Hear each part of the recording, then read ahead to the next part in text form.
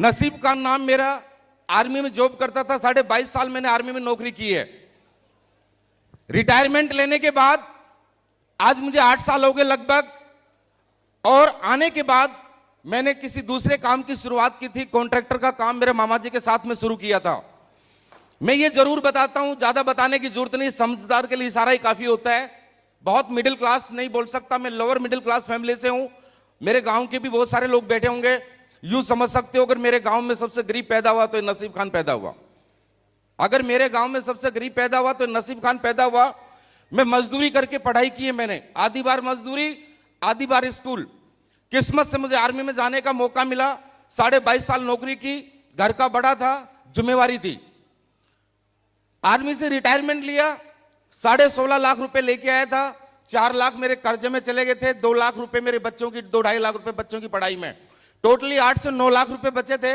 उसके बदले में मैंने एक प्लॉट खरीदा था, नील बटा नील, कुछ नहीं था मेरे पास।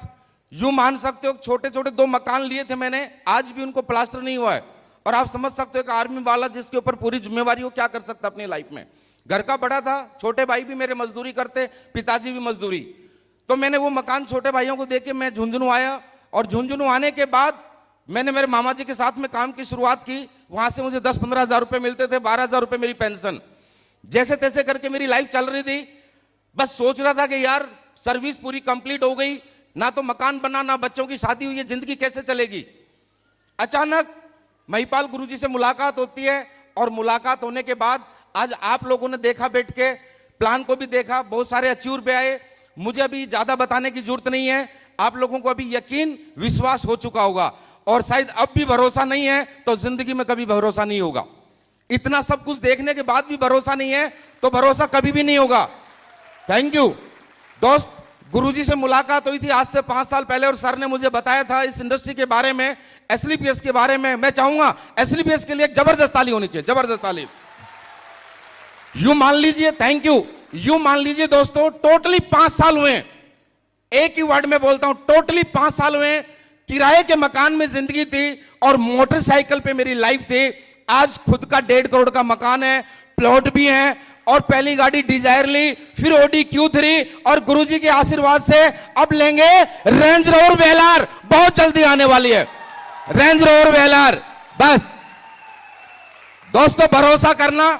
आज मैं आपको इतना सा बताता हूं, एक रिटायर फौजी हूं, और रिटायर फौजी को ज्यादा से ज्यादा रिटायरमेंट लेने के बाद मेरे जैसे 10 पढ़े लिखे इंसान को 15 से 20 हजार रुपए मंथ के मिल सकते हैं। लेकिन ये नसीब खान रिटायर फौजी, टोटली 10 पढ़ा लिखा, जिसको कुछ नहीं आता, आपके सामने खड़ा है, आज 17 से 18 लाख रुपए एक महीने का लेता है। 17 से 18 लाख रुपए पर मंथ लेता है, और 5 साल हुए। इस 5 साल में टोटल अचीवमेंट की बात करता हूं तो दोस्त लगभग 6 करोड़ के नजदीक पहुंच चुका हूं, 6 करोड़ के 5 साल के अंदर। और यकीन मानना, बस यूं मान लीजिए, आज से 3 महीने पहले मैं इस कंपनी का रॉयल डायमंड बना था। सिंगल वीक का 60 लाख रुपए का चेक आया, और ये हमारा कमिटमेंट है, अगला 3 महीने के अंदर इस कंपनी के क्राउन डायमंड बनेंगे, क्राउन डायमंड। 1 करोड़ का चेक लेंगे, 1 करोड़ का चेक। दोस्तों किसी चीज की कमी नहीं है, बस है तो भरोसे की, विश्वास की, और एक प्लेटफॉर्म की जरूरत होती है, और वो प्लेटफॉर्म मिला, आज यहां पहुंचे। लेकिन दोस्त इसमें हमारी ताकत नहीं, जो भी हैं, जहां भी हैं, आज इस मंच पे हैं, इस अचीवमेंट पे हैं, ये सब जो भी है ना दोस्त, मैं क्या बोलूं, ये मेरे गुरु लोगों का आशीर्वाद है, और इन्हीं की बदौलत बना हूं मैं तो, जो भी कुछ हूं। तो दोस्त आज मैं आप लोगों के बीच में रहता हूं, ज्यादा कुछ नहीं बोलूंगा। आप लोगों को भूख लगी है, मुझे पता है यार, और मुझे तरस आती है, लगी है ना भूख? भूख है। एक छोटी सी स्टोरी याद आ गई गुरुजी, 1 सेकंड का टाइम चाहता हूं। एक छोटी सी बात मुझे याद आ गई।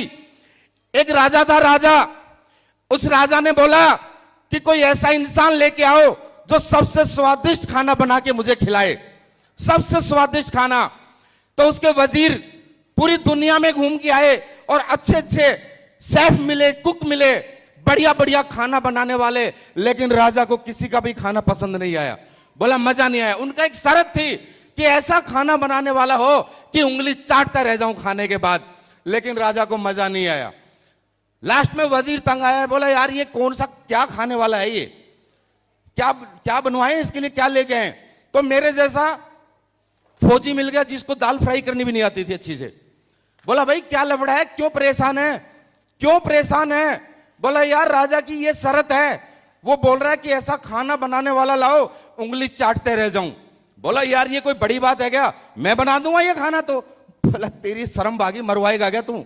तेरी भी गर्दन कटवाएगा, मेरी भी कटवाएगा। तूने कभी चाय भी बनाई क्या? अरे तू छोड़ चाय की, खाना अगर वो खाना नहीं बनाया तो गर्दन जो सजा हो मंजूर है। तो बोला इतनी बात है तो चल, लेकिन बोला एक शर्त मेरी भी है। सुन रहे हो क्या? सुन रहे हो ना? बोला एक शर्त मेरी भी है, अगर मेरा खाना खाएगा तो उससे पहले उसको 2 दिन भूखा रहना पड़ेगा। मेरा खाना खाएगा उससे पहले उसको 2 दिन भूखा रहना पड़ेगा, और उसके बाद उसको मजा नहीं आए तो कलम कर देना गर्दन में मंजूर है। समझ गए मेरी बात? और राजा को बताया, राजा को यह शर्त मंजूर थी। बोला कोई बात नहीं, 2 दिन के हम 3 दिन भी भूखे रह लेंगे, लेकिन बंदा ऐसा हो जो मजा आ जाए, उंगली चाटते रह जाए। और आपको पता है 2 दिन भूखे रहने के बाद में उंगली तो क्या, वो पूरा पंजा चाटेगा, चाटेगा ना। तो दोस्त जैसे ही राजा 2 दिन भूखा रहा, और बनाना कहां आता था खाना, वो डाल दिया सब कुछ एक साथ, भूखा मर रहा था, उसकी हालत होगी खराब। और जैसे ही खाना रखा ना, जैसे ही खाना रखा फटाफट खाया, फिर ऐसे करता रहेगा। बोला मजा आ गया, ये कुक कहां से लेके आए, ये शेफ कहां से लेके आए? कहने का मतलब दोस्त, भूख जिसको नहीं होती ना, उसको खाने का स्वाद का पता नहीं होता। और दोस्त यहां बैठने के बाद, आने के बाद कहां कहां से आकर के भी लोग खाने पे लाइन लगा के खड़े हैं। अरे क्या पेट की भूख है या सक्सेस की भूख है आप लोगों को, ये बताइए पहले।